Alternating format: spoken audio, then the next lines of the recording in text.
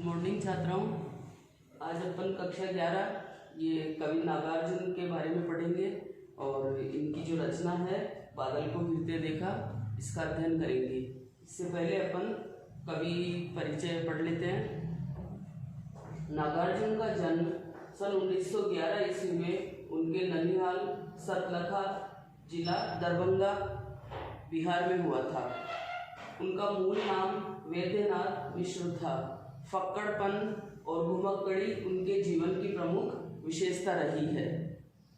राजनीतिक क्रियाकलापों के कारण कई बार उन्हें जेल भी जाना पड़ा। इनका निधन 1998 में हो गया था। सन 1935 में इन्होंने दीपक नामक पत्रिका, जो कि मासिक पत्रिका थी, उसका तथा 1942-43 में विश्व बंधु पत्रिका का संपादन किया। कवि नागार्जुन अपनी मातृभाषा मैथिली में यात्री नाम से काव्य रचना करते थे।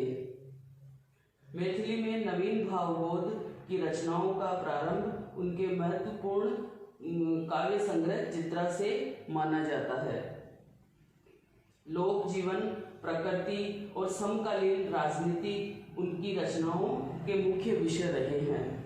नागार्जुन की रचनाओं में धारदार व्यंग मिलता है, मतलब वो व्यंग्यात्मक कविताएं भी लिखा करते थे, वो रचनाएं भी किया करते थे। नागार्जुन ने छंदबद्ध और छंद मुक्त दोनों ही प्रकार की कविताएं रची है।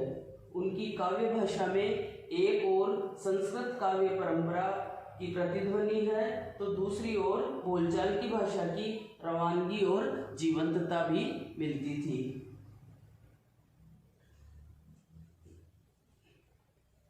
पत्रहीन नग्न गाछ ये मैथिली भाषा में लिखा हुआ काव्य संग्रह है, तो इस पर उन्हें साहित्य अकादमी पुरस्कार मिला था तथा उत्तर प्रदेश का भारत भारती, मध्य प्रदेश का मैथिली शरण गुप्त व बिहार सरकार के राजेंद्र प्रसाद पुरस्कार से सम्मानित किया गया था। दिल्ली की हिंदी अकादमी का शिखर सम्मान भी उन्हें मिला था।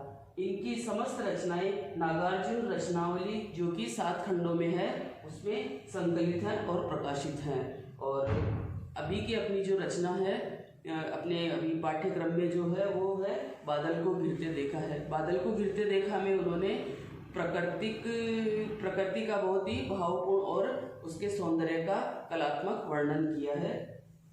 अब पढ़ते हैं। अभी अपनी रचना है बादल को घिरते देखा है। इसमें कवि ने प्रकृति का अत्यंत ही सुंदर और मनोहारी चित्रण प्रस्तुत किया है। अमल धवल गिरी के शिखरों पर बादल को घिरते देखा है। अमल यानी स्वच्छ, धवल यानी सफेद। सफेद मतलब पर्वत के ऊपर बादलों के झुंड को आते देखा है। छोटे छोटे मोती जैसे उसके शीतल तुहिन यानी बर्फ के जो छोटे छोटे टुकड़े होते हैं ना, वो तो उन पर जो बर्फ के छोटे छोटे टुकड़े गिर रहे हैं, वो कणों को मानसरोवर के उन स्वर्णिम कमलों पर गिरते देखा है। कैसे प्रकृति का वर्णन है कि स्वच्छ और सफेद हिमालय पर्वत के ऊपर सफेद बादलों को आते हुए देखा है, और उसके ऊपर जो बर्फ के टुकड़े गिर रहे हैं छोटे छोटे, वो जैसे मानो मोती के समान लग रहे हैं, और सुंदर कणों को मानसरोवर के उन स्वर्णिम कमल, और मानसरोवर में जो कमल खिल रहे हैं उन पर उन टुकड़ों को गिरते हुए देखा है। बादल को घिरते देखा, और इस प्रकार से हिमालय पर्वत पर बादलों को गिरते हुए देखा है। तुंग हिमालय के कंधों पर छोटी छोटी कई झीलें हैं। अब हिमालय की चोटी से कई सारी झीलें जो है निकलती। तुंग यानी ऊंचा, जो ऊंचा हिमालय है उसकी घाटियों से जो है कई झीलें निकल रही है।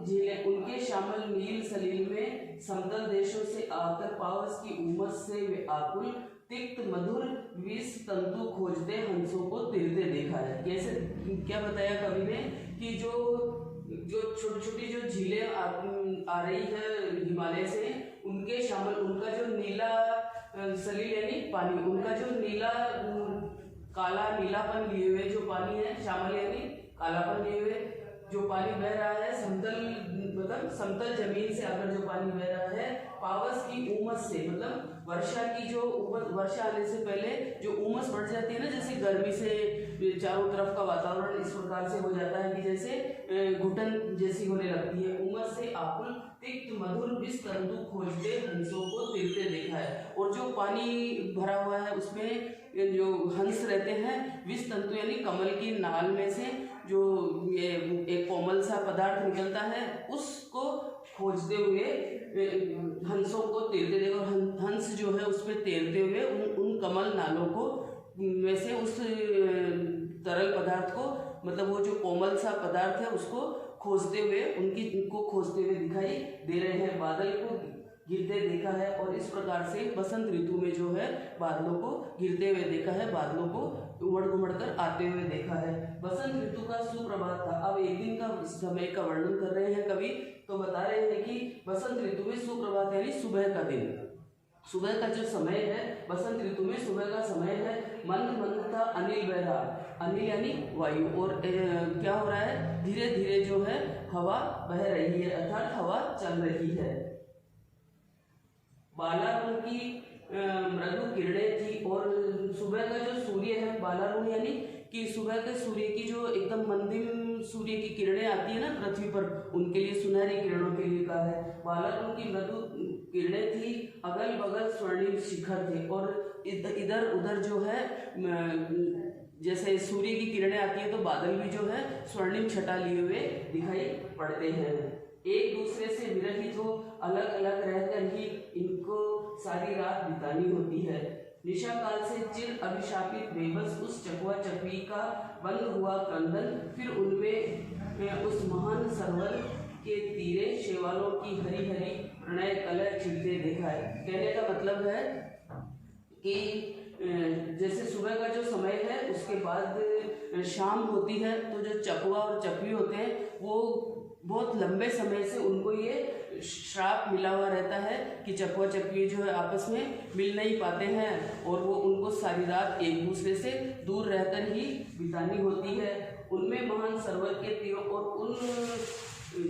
वो सरोवर यानी कि तालाब के किनारों पर जो है शेवालों की हरी दली पर प्रणय कलर से छिड़ते देखा है। और जो शेवाल कवक और शेवाल मतलब जो काई टाइप जो उग जाते हैं ना सरोवर के किनारे किनारे पर, वहाँ पर उन दोनों को जो है प्रेम के लिए झगड़ते हुए या कलह करते हुए उनको देखा, अपन देख सकते हैं उस वर्षा ऋतु में गिरते देखा। दुर्गम बर्फानी घाटी में शत सहस्त्र बादल को घिरते देखा है, और इस फुट ऊंचाई पर अलग नाभि से कलह से छिड़ते देखा है कि तीर शेवालों की हरी प्रणय कलह छिड़ते देखा है, बादल को घिरते देखा। और इस प्रकार से जो है बादलों को घिरते हुए मतलब उनको इधर उधर आलोड़ विलोड़ करते हुए देखा गया। वर्षा ऋतु का वर्णन कर रहे हैं कवि, तो कभी बारिश आने जैसा मौसम रहता है और कभी बारिश आ जाती है। तो शुरू से लेकर अभी तक कवि ने जो चकवा चकवी है, जो मौसम है, और जो अपने को कैसा अनुभव होता है, कमल के फूल किस तरह से दिखाई देते हैं, उन सब का वर्णन किया है। दुर्गम बर्फानी घाटी में 10 फुट ऊंचाई पर अलग नाभि से उठने वाले निज के ही उन्मादक परिमल के पीछे धावित होकर तरल तरुण कस्तूरी मृग को अपने पर चिढ़ते देखा है, बादल को घिरते देखा। और जब वैसे वर्षा ऋतु का जो मौसम हो जाता है उसमें क्या होता है कि बर्फानी घाटी में बहुत ऊंचाई से हिरण जो है, वो जो युवा हिरण रहते हैं, जो छोटे बच्चे नहीं, जो थोड़े वयस्क हिरण रहते हैं, वो भी उनकी नाभि से जो है उसकी कस्तूरी की खुशबू आती रहती है। तो ऐसे उन्मादक पूर्ण मतलब मस्ती भरे वातावरण में हिरण जो है ये सोचते हैं कि ये इतनी अच्छी खुशबू कहाँ से आ रही है।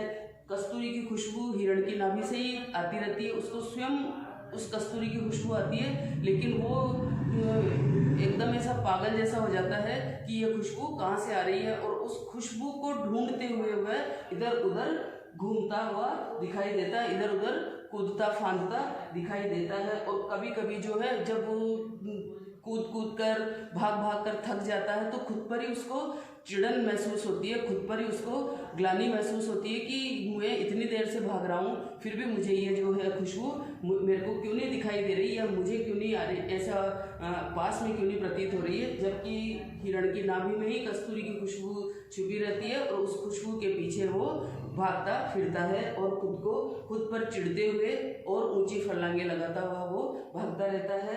बादल को घिरते देखा है, इस प्रकार कवि नागार्जुन कहते हैं कि बादलों को जो है इधर उधर गिरते हुए देखा है। अगला अगले वीडियो में।